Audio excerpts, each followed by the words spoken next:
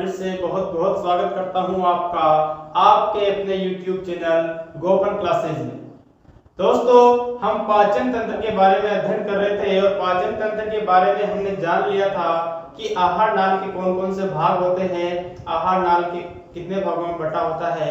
और आज की जो वीडियो है, इस वीडियो में मैं आपको पाचन ग्रंथियों और उन ग्रंथियों से स्रावित होने वाले एंजाइम तथा उन एंजाइमों का क्या काम होता है, उन सब के बारे में बताने वाला हूं दोस्तों। तो चलिए स्टार्ट करते हैं दोस्तों आज की क्लास। तो सबसे पहले तो कि पाचन ग्रंथियां होती क्या है। तो दोस्तों वे ग्रंथियां जो पाचन के कार्य में सहायता करती है, उन ग्रंथियों को हम क्या कहते हैं दोस्तों, पाचन ग्रंथियां कहते हैं। तो कौन कौन सी ग्रंथियां हैं जो पाचन के कार्य में सहायता करती है। तो दोस्तों पाचन के कार्य में सहायता करने वाली ग्रंथियों को तीन भागों में बांटा गया है। पहली है लार ग्रंथि, सेकंड है यकृत और अग्नाशय ग्रंथि। तो दोस्तों सबसे पहले हम बात करते हैं लार ग्रंथि के बारे में। तो लार ग्रंथि कहां पर पाई जाती है, ये तो आपको पता ही है। लार ग्रंथि दोस्तों अपने जीभ पर पाई जाती है और ये है तीन प्रकार की होती है दोस्तों। स्थिति के आधार पर, मुख में इनकी स्थिति के आधार पर जो लार ग्रंथियां हैं, इसको तीन भागों में बांटा गया है। फर्स्ट जो पहली जो ग्रंथि है वो सबलिंगुअल, इसका नाम है सबलिंगुअल ग्रंथि। ये दोस्तों जीभ के दोनों ओर पाई जाती है। ये जो ग्रंथि है सबलिंगुअल ग्रंथि, ये जीभ के दोनों साइडों में पाई जाती है। सेकंड नंबर की जो ग्रंथि आती है वो उसका नाम है सबमैक्सिलरी। ये जो सबमैक्सिलरी ग्रंथि है, ये जबड़े के बीच में जो मैक्सिला उपास्थि है, इस मैक्सिला उपास्थि के दोनों ओर स्थित होती है दोस्तों। और तीसरी जो ग्रंथि है वो है पैरोटिड ग्रंथि। ये जो पैरोटिड ग्रंथि है ये जबड़ों के संधि स्थल पर पाई जाती है। जहां से जबड़े जुड़े हुए रहते हैं वहां पर यह पैरोटिड ग्रंथि पाई जाती है दोस्तों। अब प्रश्न उठता है कि ये जो लार ग्रंथि है इसका क्या काम है। तो लार ग्रंथि का दोस्तों एक कार्य है कि लार का स्त्रावन करती है।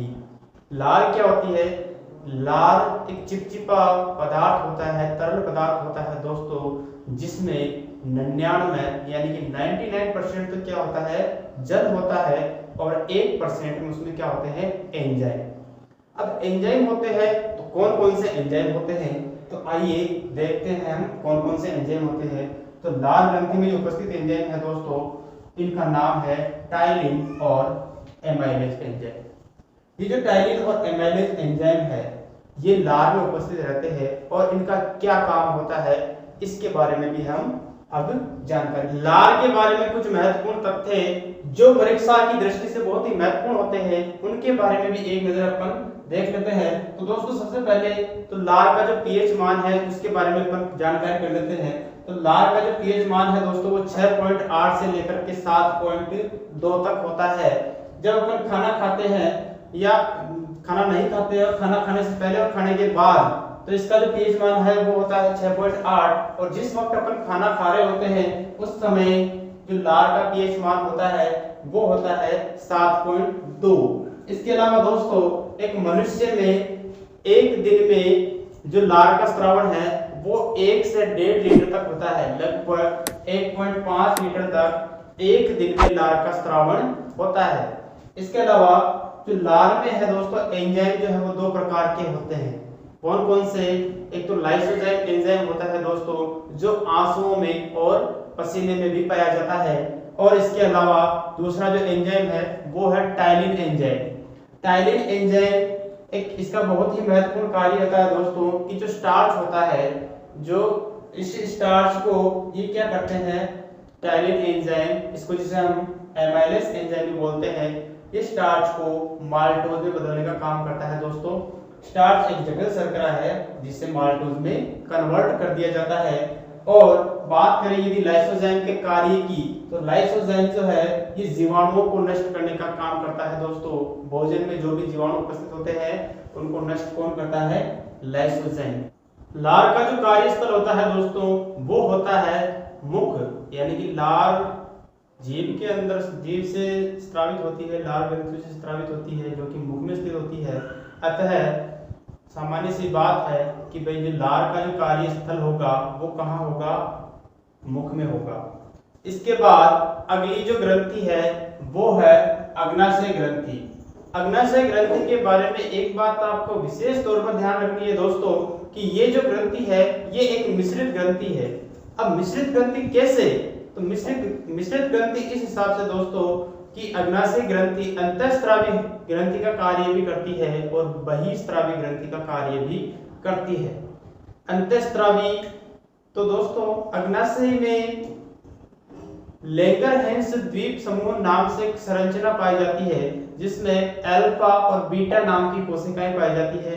ये जो अल्फा और बीटा कोशिकाएं हैं ये इंसुलिन तथा ग्लूकेगोन नाम के दो हार्मोनों का स्रावन करती है जो रक्त में ग्लूकोज का जो स्तर है उसका नियंत्रण करते हैं। तो इसीलिए दोस्तों ये जो अग्नाशय ग्रंथि है इसको हम क्या कहते हैं, मिश्रित ग्रंथि कहा जाता है। यहाँ से एक प्रश्न सीधा सीधा निकल रहा है कि शरीर में मिश्रित ग्रंथि का उदाहरण कौन सा है, तो दोस्तों मिश्रित ग्रंथि कौन सी है, अग्नाशय ग्रंथि है। या फिर इस प्रकार से प्रश्न पूछे कि अग्नाशय ग्रंथि में जो ग्लूकेगोन और इंसुलिन हार्मोन है उसका स्रावन कहां से होता है, तो दोस्तों जो अल्फा और बीटा कोशिकाएं हैं जो लैंगरहैंस द्वीप समूह में पाई जाती है वे कोशिकाएं जो है इंसुलिन तथा ग्लूकेगोन का स्रावन करती है। और इंसुलिन और ग्लूकेगोन जो है ये अंतःस्रावी हार्मोन होते हैं दोस्तों। इसके बाद ये जो अग्नाशय ग्रंथि है ये बहिःस्रावी के रूप में अग्नाशय रस का स्रावन करती है। अग्नाशय रस में विभिन्न प्रकार के एंजाइम पाए जाते हैं जो भोजन का रासायनिक पाचन करने में महत्वपूर्ण भूमिका निभाते हैं। इसका जो कार्यस्थल होता है, ये जो अग्नाशय ग्रंथि है ये अपने स्रावण को छोटी आंत का जो ग्रहणी भाग होता है दोस्तों उस ग्रहणी भाग में स्रावित करती है। ये जो अग्नाशय रस है ये कहाँ पे जाता है, ये जाता है दोस्तों छोटी आंत के ग्रहणी भाग में। अब अपन देख लेते हैं कि अग्नाशय रस में कौन कौन से एंजाइम पाए जाते हैं। तो दोस्तों यहाँ पर एमाइलेज एंजाइम पाया जाता है जो कि लार ग्रंथियों में भी पाया जाता है। तो एमाइलेज एंजाइम का क्या कार्य होता है, ये स्टार्च को माल्टोज में बदलने का काम करता है। इसके बाद इसमें ट्रिप्सिन एंजाइम पाया जाता है, ट्रिप्सिन और काइमोट्रिप्सिन। ये दोनों जो एंजाइम है दोस्तों ट्रिप्सिन और काइमोट्रिप्सिन एंजाइम ये प्रोटीन का पाचन करते हैं और प्रोटीन को किसमें बदल देते हैं, ये पेप्टाइड में बदल देते हैं। इसके अलावा एक और प्रोटीन का पाचन करने वाला एंजाइम होता है जिसे कार्बोक्सीपेप्टिडेज एंजाइम कहते हैं दोस्तों। यह जो कार्बोक्सीपेप्टिडेज एंजाइम है यह पेप्टाइड को किसमें बदल देता है, अमीनो अम्ल में बदल देता है। तो यहाँ पे आप जान सकते हैं, देख सकते हैं कि प्रोटीन का पाचन करने वाले 3 प्रकार के एंजाइम हैं, कौन कौन से, ट्रिप्सिन, काइमोट्रिप्सिन और कार्बोक्सीपेप्टिडेज। तो अब यहाँ से एक प्रश्न इस प्रकार से बन सकता है कि आपको ऑप्शन में कुछ एंजाइमों के नाम दे दिए जाएंगे और वहां से पूछ लिया जाएगा कि इनमें से प्रोटीन का पाचन करने वाले एंजाइम कौन से हैं। तो इस प्रकार का प्रश्न यहाँ से बन सकता है दोस्तों। इसके अलावा अग्नाशय रस में एक और एंजाइम पाया जाता है जिसे लाइपेज एंजाइम कहते हैं। यह जो लाइपेज एंजाइम है दोस्तों यह वसा का पाचन करता है। यह ऐसा एंजाइम है जो वसा का पाचन करने वाला एंजाइम है। तो यहाँ से भी एक प्रश्न बनता है सीधा सीधा कि वसा के पाचन करने वाले एंजाइम का क्या नाम है, तो दोस्तों अपना आंसर है सीधा लाइपेज एंजाइम। लाइपेज एंजाइम कहाँ पे पाया जाता है दोस्तों, अग्नाशय रस में पाया जाता है। अग्नाशय रस का कार्यस्थल कहाँ पे होता है, तो इसका सीधा सा आंसर है ग्रहणी। ग्रहणी क्या है, छोटी आंत का जो सबसे पहला भाग है दोस्तों उसे हम क्या कहते हैं, ग्रहणी कहते हैं। इस बात को आपको ध्यान में रखना है। इसके बाद जो अगला एंजाइम है जो अग्नाशय रस में पाया जाता है उसे हम न्यूक्लियेजेस कहते हैं। ये जो न्यूक्लियेज एंजाइम है ये क्या करता है दोस्तों, जो न्यूक्लिक अम्ल है डीएनए और आरएनए को न्यूक्लिक अम्ल के नाम से जाना जाता है, डीऑक्सी राइबोन्यूक्लिक अम्ल और राइबोन्यूक्लिक अम्ल। इनको यह न्यूक्लियोटाइड में बदलने का कार्य करता है। सीधा सा है, न्यूक्लियेजेस किसमें बदल रहा है, न्यूक्लियोटाइड में। तो न्यूक्लियोटाइड से न्यूक्लियेजेस। यहाँ पे सीधा सा नाम अपने को याद रह जाएगा। तो दोस्तों ये है अग्नाशय रस के कुछ एंजाइम और इनके कार्य। ये बात आपको विशेष तौर पर ध्यान रखनी है कि इनका जो कार्य स्तर होता है वो होता है ग्रहणी। ग्रहणी में ये भोजन में मिलकर भोजन का रासायनिक रूप से पाचन करते हैं और अग्नाशय रस का पीएच मान 6.8 से 8.5 तक होता है दोस्तों। इसके बाद अब अपन बात कर लेते हैं यकृत के बारे में। तो यकृत जो है दोस्तों वो शरीर की सबसे बड़ी ग्रंथि है। शरीर का सबसे बड़ा अंग कौन सा है अंतःस्रावी या बहिःस्रावी ग्रंथियों में? तो दोस्तों अगर प्रश्न ऐसे पूछे कि शरीर की सबसे बड़ी ग्रंथि कौन सी है, सबसे बड़ी ग्रंथि कौन सी है दोस्तों? यकृत है। और इसका जो वजन है वयस्क व्यक्तियों में इसका वजन 1.2 किलोग्राम से 1.5 किलोग्राम तक पाया जाता है। यकृत में दोस्तों पित्त रस का निर्माण होता है। यकृत जो है पित्त रस का निर्माण करता है और पित्त रस का जो भंडारण है, पित्त रस का जो संग्रहण है वो दोस्तों होता है पित्ताशय में। और ये जो पित्ताशय है ये यकृत में स्थित होता है दोस्तों। यकृत इस प्रकार से ये अग्नाशय के ऊपर इस प्रकार से स्थित होता है। तो ये जो पित्ताशय है ये इसके अंदर इस प्रकार से स्थित होता है। तो यहाँ से यहाँ पे अधिकतर क्या है कि छात्रों को या स्टूडेंट्स को कंफ्यूज कर दिया जाता है, कंफ्यूज हो जाते हैं। प्रश्न पूछा जाता है कि पित्त रस का निर्माण कहाँ पर होता है? ऑप्शन में पित्ताशय भी दे दिया जाता है दोस्तों। तो यहाँ पर स्टूडेंट कंफ्यूज होकर अपना आंसर पित्ताशय दे देते हैं, लेकिन ये गलत हो जाता है।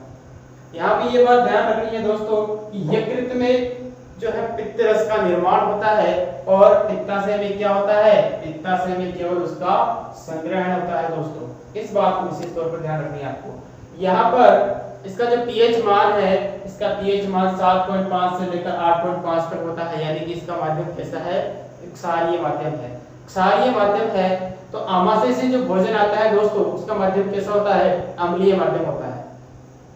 तो जैसे ही आमाशय से भोजन छोटी आंत में आता है उसको यह जो पित्त रस है अम्लीय भोजन को किसमें बदल देता है? क्षारीय भोजन में बदल देता है। यानी कि यह भोजन को क्षारीय बदलने में कार्य करता है। इसके बाद इसका अगला कार्य है कि ये जो वसा का पायसीकरण करता है, ये वसा को घोलने का काम करता है दोस्तों। यह वसा को वसीय अम्ल में बदलने का कार्य करता है। ये जो यकृत है, यकृत रस या पित्त रस है, इसमें वसा में से विटामिन ए, डी और ई के विटामिनों का अवशोषण करने में सहायक होता है। यह विटामिन वसा में घुले हुए होते हैं जिसका अवशोषण कौन करता है दोस्तों? यकृत करता है। अब इसके बाद में इसके कुछ और कार्यों के बारे में चर्चा करते हैं। यकृत में विटामिन के का निर्माण होता है दोस्तों। इसके अलावा ग्लाइकोजन का संचय, यकृत में जो कोशिकाएं पाई जाती है वो ग्लूकोज को ग्लाइकोजन में बदलकर इसको स्टोर करने का काम करती है, यानी कि संचित करने का कार्य करती है। इसके अलावा दोस्तों यकृत में जो अतिरिक्त अमीनो अम्ल होता है उस अमीनो अम्ल को किसमें बदल दिया जाता है? अमोनिया में बदल दिया जाता है। और इस अमोनिया को यकृत में ही दोस्तों किसमें बदल दिया जाता है? यूरिया में बदल दिया जाता है। यूरिया का निर्माण यकृत में होता है। यहाँ से एक प्रश्न बनता है दोस्तों कि यूरिया का निर्माण कहाँ पर होता है? यूरिया का निर्माण यकृत में होता है। किससे होता है? तो इसका अमोनिया से होता है। अमोनिया से यूरिया का निर्माण यकृत द्वारा किया जाता है। इसके अलावा दोस्तों ये जो यकृत है यह फाइब्रिनोजन प्रोटीन का निर्माण करता है। फाइब्रिनोजन प्रोटीन क्या कार्य करता है दोस्तों? तो जब चोट लग जाती है और रक्त प्रवाह होता है तो रक्त का थक्का बनाने में इस प्रोटीन का विशेष योगदान होता है। तो प्रश्न बनता है कि फाइब्रिनोजन का निर्माण किसके द्वारा होता है? इसका निर्माण यकृत के द्वारा होता है। तो ये यकृत के बारे में कुछ महत्वपूर्ण तथ्य है दोस्तों जो परीक्षा के लिए बहुत ही महत्वपूर्ण है। अब हम एक नजर में जो पाचन की संपूर्ण क्रियाविधि है उस क्रियाविधि को समझने का प्रयत्न करेंगे दोस्तों।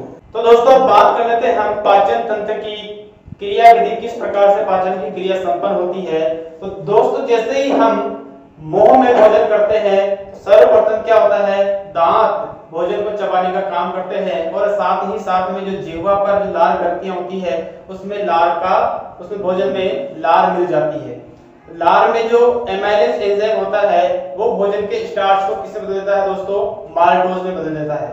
अब ये जो भोजन है ये ग्रास नली के माध्यम से कहां पे चला जाता है दोस्तों, आमाशय में चला जाता है। आमाशय में कौन सा रस होता है, आमाशय में जठर रस होता है दोस्तों। जठर रस में कौन सा अम्ल पाया जाता है, हाइड्रोक्लोरिक अम्ल यानी कि HCl अम्ल पाया जाता है, जिसका क्या काम होता है ये हमने बात की थी। तो उसका कार्य होता है वो पेप्सिनोजन को सक्रिय पेप्सिन में बदल देता है। पेप्सिन कहां पे पाया जाता है दोस्तों, आमाशय में पाया जाता है। पेप्सिन का क्या काम होता है, पेप्सिन जो है वो प्रोटीन का पाचन करता है दोस्तों। और इसके अलावा जो दुग्ध प्रोटीन होता है जिसको कैसीन बोलते हैं, तो दुग्ध प्रोटीन का जो पाचन करने के लिए आमाशय में रेनिन एंजाइम पाया जाता है जो छोटे बच्चों में कैसीन का दुग्ध प्रोटीन कैसीन का पाचन करने में सहायक होता है। जैसे ही आमाशय में भोजन 3-4 घंटे तक पड़ा रहता है जिसमें वहां पर भोजन का अच्छी तरह से पाचन हो जाता है, फिर वहां से भोजन छोटी आंत यानी कि ग्रहणी भाग में आता है दोस्तों।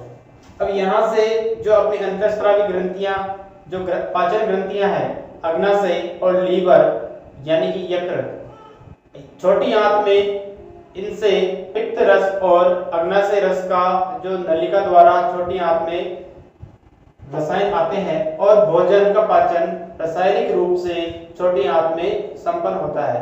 इन रसों में उपस्थित विभिन्न एंजाइम जो होते हैं वो भोजन का रासायनिक रूप से पाचन करते हैं, यानी कि प्रोटीन है, प्रोटीन का पेप्टाइड में बदलना, वसा का वसीय अम्ल में या ग्लिसराइड में बदलना। तो इस प्रकार से जो है भोजन का रासायनिक रूप से पाचन छोटी आंत की ग्रहणी भाग में संपन्न होता है दोस्तों। अब रासायनिक पाचन होने के बाद में भोजन जाता है क्षुद्रांत्र भाग, अग्र क्षुद्रांत्र भाग में, जो छोटी आंत का ही मध्य का भाग होता है। अब यहाँ पे भोजन का अवशोषण करने वाली कोशिकाएं, ये जो छोटी आंत की जो भाग है इसकी दीवारों पर भोजन का अवशोषण करने वाली कोशिकाएं पाई जाती है, जिनके द्वारा जो भी अवशोषित जो भी पदार्थ है, प्रोटीन है, वसा है, कार्बोहाइड्रेट है, इन सब का अवशोषण कर लिया जाता है। फिर अंत में जो कुछ पदार्थ बच जाते हैं वो पदार्थ जाते हैं क्षुद्रांत्र भाग में, जो छोटी आंत का ही तीसरा भाग होता है। क्षुद्रांत्र भाग में जो भी पित्त लवण है या विटामिन है उन विटामिनों का अवशोषण कर लिया जाता है दोस्तों। और इसके बाद में जो बचा कुचा अवशेष है वो जाता है बड़ी आंत में। बड़ी आंत में सूक्ष्म जीवाणु पाए जाते हैं दोस्तों, जो भोजन के किण्वन का कार्य करते हैं। तो वहां पे वो भोजन को सड़ा देते हैं और छोटी आंत में जो उस भोजन में जो जल है और जो लवण है जो शेष रह जाते हैं उनका अवशोषण बड़ी आंत में कर लिया जाता है दोस्तों। बड़ी आंत के बाद में जो संरचना आती है वो है मलाशय, और मलाशय में जो अपशिष्ट पदार्थ होता है जिसमें जो बिल्कुल जिसको हम मल कहते हैं वो संचित होता है और वो मलाशय से मल के रूप में गुदा द्वारा बाहर निकल जाता है। तो इस प्रकार से दोस्तों अपनी जो पाचन की क्रिया है वो संपन्न होती है। तो ये खाने से लेकर के पचने तक की जो पूरी क्रिया है इस प्रकार से संपन्न हो गई दोस्तों। तो अपना जो पाचन तंत्र वाला जो टॉपिक है वो यहीं पे समाप्त होता है। अगली जो वीडियो होगी उसमें हम किसी और तंत्र के बारे में चर्चा करेंगे। तब तक के लिए दोस्तों जितने भी पिछले वीडियो हैं अगर आपने अभी तक उनको नहीं देखा है तो आपको जरूर देखना चाहिए, क्योंकि प्रतियोगी परीक्षाओं में आपको वो बहुत ही सहायतापूर्ण यानी बहुत ही हेल्पफुल होने वाली है। तो धन्यवाद।